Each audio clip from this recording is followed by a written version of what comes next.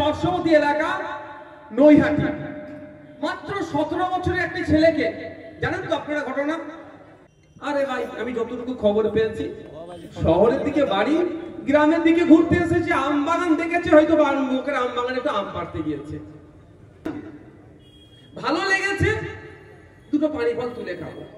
কারো ভালো লেগেছে, একটা আম পাড়তে গিয়েছিল, তাকে পিটিয়ে মেরে দেবে ভাই, এটা মেনে নেওয়া যাবে? আর অসভ্য বর্বরদের রাজনীতির কথা বলবেন না, ওরা রাজনীতি করতে এসেছে, ও ভোট মিটে গেলে ছেলেটার কথা ভুলে যাবে।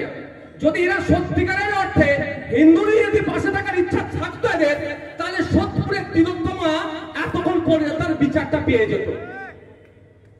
কে খুন হয়েছে আর কারা খুন করেছে, ওই ধর্মীয় পরিচয় দেখে নওশাদ সিদ্দিকী কিন্তু প্রতিবাদ করবে না।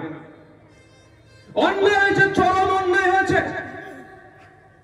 তাকে যারা যারা যার সাথে খুনের সাথে যারা যুক্ত, তারা না ছাড় পায়, এই মঞ্চ থেকেও আমরা এই আওয়াজ তুলছি।